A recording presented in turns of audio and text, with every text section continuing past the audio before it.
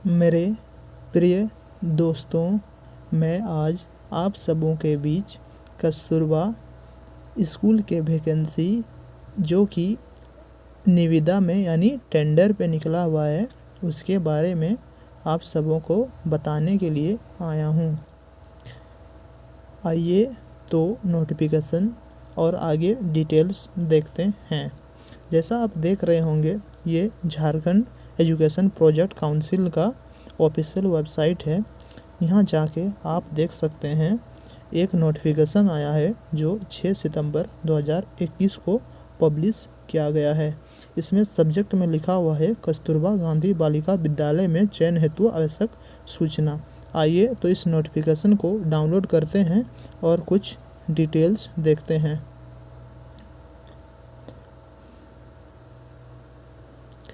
जैसा कि आप सब देख सकते हैं, इस नोटिफिकेशन में कस्तूरबा गांधी बालिका विद्यालय में चयन हेतु आवश्यक सूचना के बारे में दिया गया है।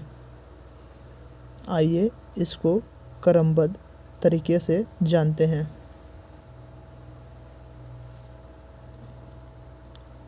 सबसे पहले मैं बता दूं, इसका आवेदन करने की अंतिम तिथि 27 सितंबर 2021 5 बजे तक है। ये डाक के माध्यम से भेजा जाएगा और ये जिले के जिला शिक्षा पदाधिकारी, सह जिला कार्यक्रम पदाधिकारी, समग्र शिक्षा कार्यालय में आमंत्रित यानी आप भेज सकते हैं। जैसा यहाँ दिया गया है, आप इसे देख सकते हैं, डिस्ट्रिक्ट वाइज दिया गया है। हर डिस्ट्रिक्ट में गणित, विज्ञान, सामाजिक विज्ञान, कंप्यूटर ऑपरेटर, रसोइया और चौकीदार के बारे में दिया गया है। जैसा कि आपको पता है, कस्तूरबा गांधी एक बालिका विद्यालय है। इस अनुसार इस सारी वैकेंसी महिलाओं के लिए आरक्षित है। हर डिस्ट्रिक्ट में कुछ न कुछ एवं बहुत ही किसी ज़िले में बहुत ही अधिक वैकेंसी है।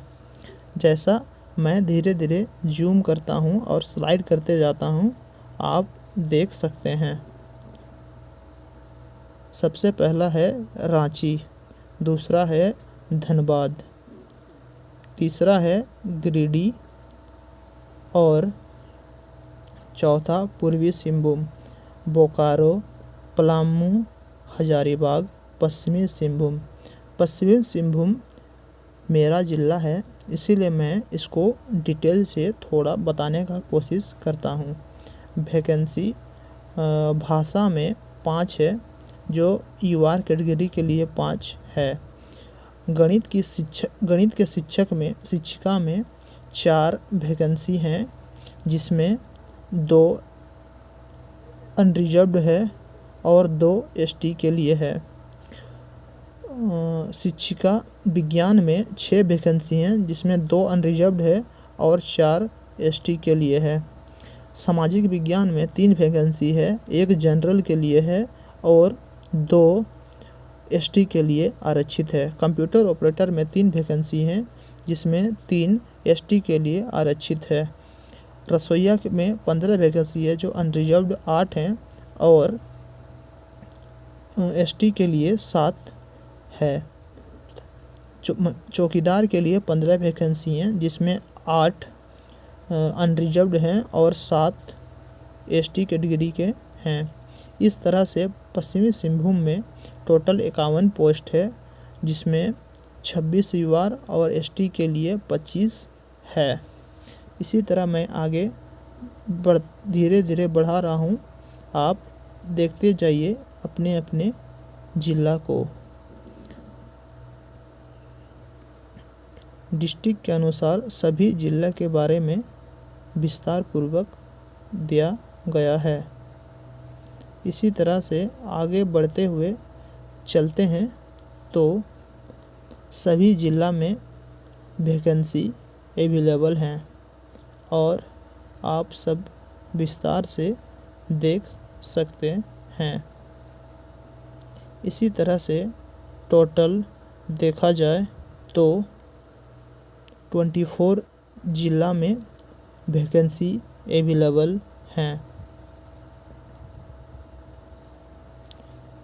जैसा कि यहाँ लिखा हुआ है, उक्त पदों पर चयन हेतु आवेदन पत्र जिस जिले से संबंधित रिक्ति हेतु संबंधित जिले के अभ्यर्थी द्वारा जमा किया जा रहा है, वे अपने संबंधित जिले के जिला शिक्षा पदाधिकारी सह जिला कार्यक्रम पदाधिकारी के पदनाम से आवेदन के विहित प्रपत्र छाया प्रति प्रशिष्ट क पर संकलन में निबंधित डाक द्वारा संबंधित जिले में जिला कार्यालय समग्र शिक्षा अभियान SSA में अनिवार्य रूप से दिनांक 27/9 तक जमा करना सुनिश्चित करेंगे।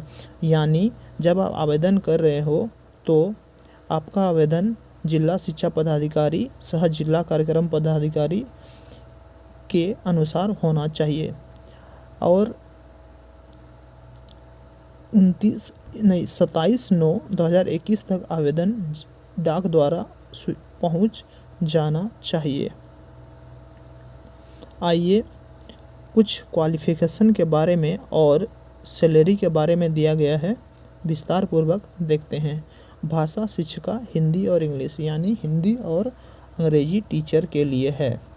शैक्षणिक अर्हता देखते हैं, किसी मान्यता प्राप्त बोर्ड विश्वविद्यालय से संबंधित विषय जिस विषय हेतु आवेदन कर रहे हैं, यानी हिंदी हो या इंग्लिश, उसमें न्यूनतम 50% अंक के साथ स्नातक यानी ग्रेजुएशन की अर्हता। उच्चतर शैक्षणिक अर्हताधारी को चयन में प्राथमिकता दी जाएगी, यानी 50% अंक कम से कम आपके ऑनर्स में होने ही चाहिए। परंतु अनुसूचित जाति और जनजाति यानी ST SC एवं विकलांग कोटा के अभ्यर्थियों को इस विषय में अंकित न्यूनतम प्राप्तांक में 5% की छूट दी जाएगी। यानी अगर ST SC और विकलांग कोटि के अभ्यर्थी हैं तो उनका 45% में भी आवेदन लिया जाएगा। प्रशैक्षणिक अर्हता यानी ये जितने भी शिक्षक हैं, गणित शिक्षिका, विज्ञान शिक्षिका एवं सामाजिक विज्ञान शिक्षिका, इनका और क्या क्या अर्हता होना चाहिए यानी एजुकेशन क्वालिफिकेशन होना चाहिए, ये देखते हैं। मान्यता प्राप्त प्रतिष्ठान से B.Ed अथवा समकक्ष परीक्षा यथा प्रारंभिक शिक्षा में 2 वर्ष डिप्लोमा में शिक्षक प्रशिक्षण परीक्षा में उत्तीर्णता, यानी B.Ed या 2 वर्ष डिप्लोमा यानी DLED होना चाहिए। शिक्षक पात्रता परीक्षा राष्ट्रीय अध्यापक शिक्षा परिषद द्वारा निरूपित मार्गदर्शिका सिद्धांतों के अधीन झारखंड सरकार द्वारा कक्षा 6 से कक्षा 8 के लिए आयोजित अध्यापक पात्रता परीक्षा टेट में उत्तीर्ण, यानी जो टेट यानी झारखंड टेट में राष्ट्रीय अध्यापक शिक्षा परिषद द्वारा निरूपित यानी C.TET में 6 से 8 आयोजित जो टेट एग्ज़ाम होता है जिसे C.TET, मैं गलत बोल दिया, इसमें C.TET नहीं, झारखंड सरकार द्वारा कक्षा 6 से कक्षा 8 के लिए आयोजित, यानी झारखंड टेट में जो एग्ज़ाम 6 से कक्षा 8 के लिए टेट हुआ था उसमें आवेदक को उत्तीर्ण होना चाहिए। शिक्षिकाओं का चयन संविदा के आधार पर होगा, स्पष्ट ही बोल दिया गया है, ये टेंडर बेसिस पे होगा। इसमें 10,000 रुपया प्रतिमाह दिया जाएगा। 3 वर्ष की संतोषप्रद सेवा पूर्ण होने पर नियत प्रतिमाह परिलब्धि में 50% की वृद्धि के साथ यह ₹15,000 प्रतिमाह प्रदान की जाएगी। यानी 3 वर्ष अगर आप पूरी अच्छी तरह से सेवा देते हैं तो प्रतिमाह आपको 50% की वृद्धि के साथ यह टोटल 15,000 मिलने लगेगी। संविदा विस्तार की स्थिति में अगर आपका संविदा विस्तार किया जाए तो 250 रुपये की वार्षिक वेतन वृद्धि प्रतिवर्ष प्रदान की जाएगी। यहाँ पर मैं आपको समझा दूँ कि सबसे पहले आपकी सैलरी होगी 10,000 रुपये। 3 साल पूरे होने के बाद आपकी सैलरी हो जाएगी 15,000। उसके बाद हर साल 250 रुपये यानी 15,000 में हर साल 250 रुपये वृद्धि करके आपको वेतन मिलेगा। आइए आगे देखते हैं, लेखापाल सह कंप्यूटर ऑपरेटर महिलाओं के लिए केवल यह है। किसी मान्यता प्राप्त प्रतिष्ठान विश्वविद्यालय से बीकॉम, माने अगर कंप्यूटर ऑपरेटर आप बनना चाहते हैं तो इसके लिए बीकॉम होना ज़रूरी है। 50% अंक के साथ उत्तीर्ण भी होना चाहिए। तकनीकी अर्हता यानी क्या क्या, मतलब आपको टेक्निकल की या डिग्री कंप्यूटर से रिलेटेड आपके पास होनी चाहिए। किसी मान्यता प्राप्त प्रतिष्ठान से 1 वर्ष कंप्यूटर कोर्स में PGDCA यानी post graduate diploma computer application इसमें होना चाहिए, और DCA यानी डिप्लोमा इन कंप्यूटर एप्लीकेशन समकक्ष परीक्षा में उत्तीर्ण, ये दोनों में कोई एक कोर्स आपके पास होना चाहिए। कार्य अनुभव यानी आपको क्या क्या आनी चाहिए।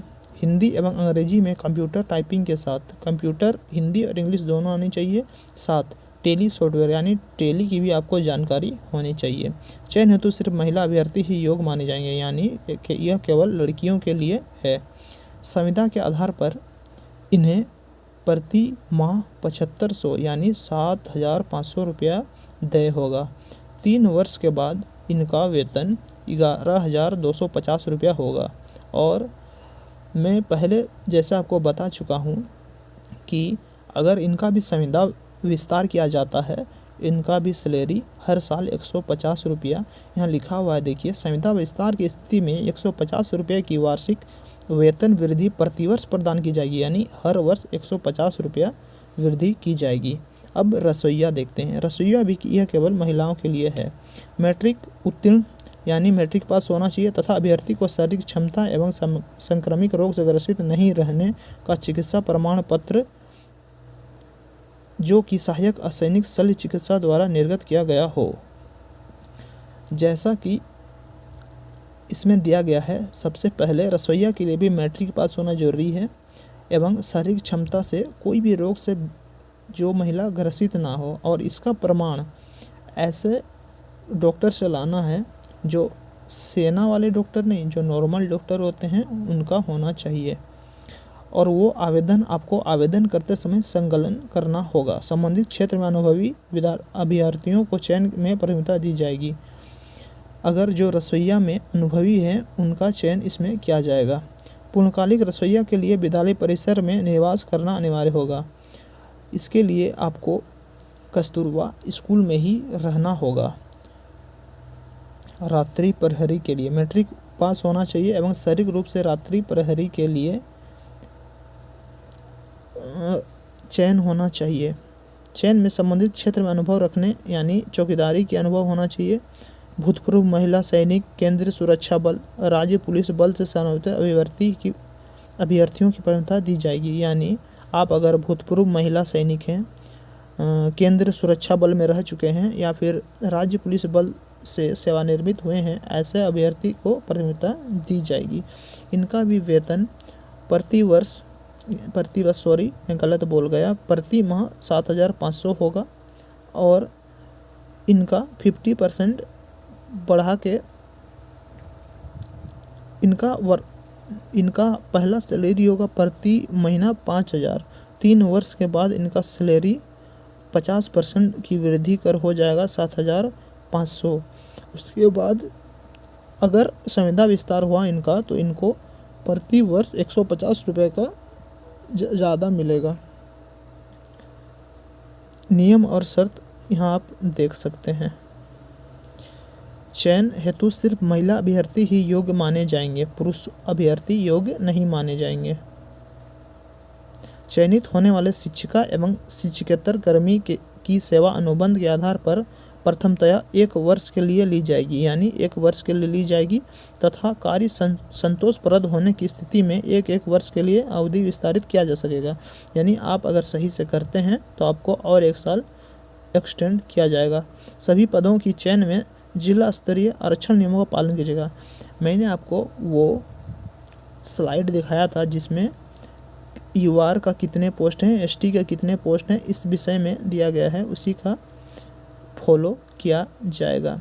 चयन हेतु अभ्यर्थियों की न्यूनतम उम्र 21 यानी 21 साल न्यूनतम और अधिकतम उम्र 35 रखा गया है।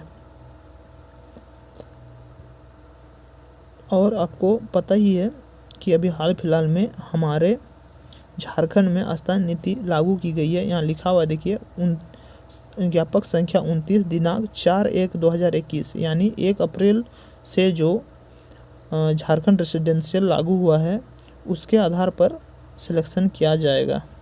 यहाँ पे एज लिमिट दिया गया है। उम्र की जनगणना आवेदन करने के वर्ष 1 अगस्त 2021 के आधार पर की जाएगी। जैसा कि हमने आपको बार बार बताया है कि 27 सितंबर 2021 को आवेदन की अंतिम तिथि है। अंतिम तिथि के बाद आवेदन अगर आप करते हैं तो वो रिजेक्ट हो जाएगा। आवेदन के लिए जो आपको डाउनलोड करना है ये वेबसाइट आप देख सकते हैं। मैं जूम कर देता हूँ।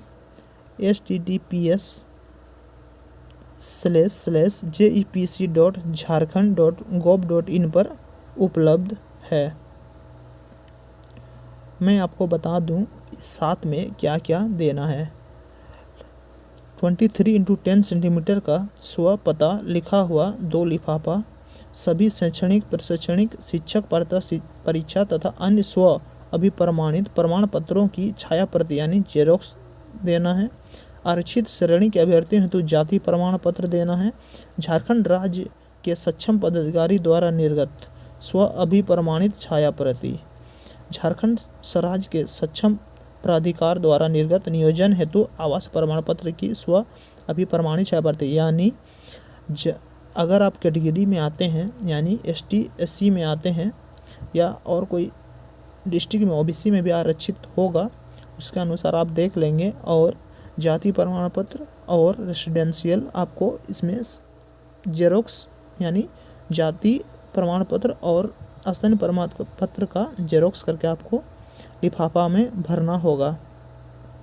कस्तूरबा गांधी बालिका विद्यालय एक आवासीय विद्यालय है जैसा कि आपको पता है, अतः जिसका भी सिलेक्शन होता है उनको विद्यालय में ही रहना होगा।